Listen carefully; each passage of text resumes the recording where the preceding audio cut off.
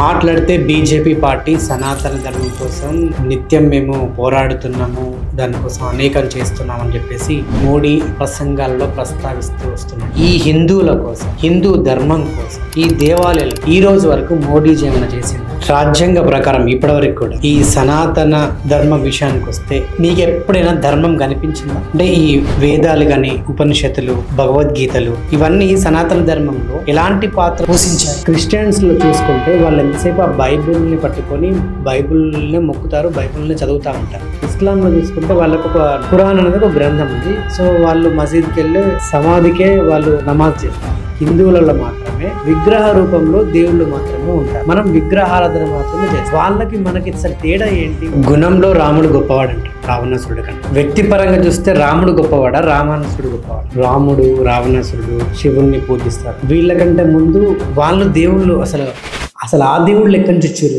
దేవుడు అనేవాడు రక్షించేవాడా, శిక్షించేవాడా? ఎప్పుడైనా మీరు దేవుణ్ణి చూసారా? రాముడు వెర్రిబాగులు ఏమిటి?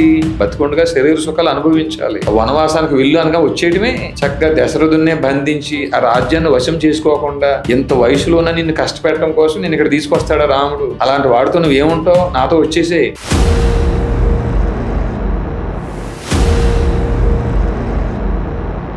పరమేశ్వరుడికి మహాభక్తుడు, ఆ శంకరుడికి మహాభక్తుడు. ఎన్నో తపస్సులు చేశాడు, యజ్ఞాలు చేశాడు, పూజలు చేశాడు, పునస్కారాలు చేశాడు. తెల్లవారితే కోటి శివలింగాలకు అర్చన చేశాడు అని పేరుగాంచిన రావణాసురుడి దగ్గర కదా శంకరుడు వెళ్ళి కనీసం సహాయం చేయాల్సిన బాధ్యత కలిగి ఉంటాడు. ఆయన మహాపండితుడు, భక్తుడు అయిన. అలాగే ఎన్నో దానాలు ధర్మాలు చేశాను అని పేరుగాంచినటువంటి కర్ణుడు కదా ఆ పరమేశ్వరుడు అంటే శ్రీకృష్ణుడు. ఆ పరమాత్మకు సహాయం చేయాలి, పాండవులకు సహాయం చేయటం ఏంటంటే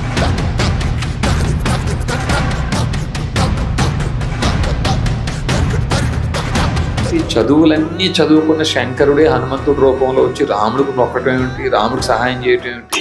రాజ్యాంగ ప్రకారం ఇప్పటివరకు రాజ్యాంగంలో ధర్మం లేదండి. ఆర్టికల్ 25, ఆర్టికల్ 26, 27, 28, 29, 30 ఈ మొత్తం అన్ని బూత్ లేదు. క్రిస్టియన్స్ లో చూసుకుంటే వాళ్ళు ఎంతసేపు ఆ బైబుల్ని పట్టుకొని, ఇస్లాం లో చూసుకుంటే వాళ్ళకు ఒక ఖురాన్ అనేది ఒక గ్రంథం ఉంది. హిందువులలో మాత్రమే. ముస్లింస్ చెప్తారు మా అల్లాహ్ రూపం లేదు అని చెప్తారండి వారి గ్రంథం ప్రకారం. ఆ ఖురాన్ లోని ఏ గ్రంథాన్ని ఆధారంగా వారు పూజిస్తున్నారు అల్లాని, ఆ గ్రంథంలోనే అల్లాని నమ్మకపోతే చంపేయండి అని ఉందట. పురుషులందరినీ చంపేసి సంతానానికి పనికొచ్చే స్త్రీలని మీకోసం ఉంచుకోండి, మీకోసం అట్టి పెట్టుకోండి, వారి ద్వారా మీ సంతానాన్ని పెంపొందించుకోండి అని చెప్పారు.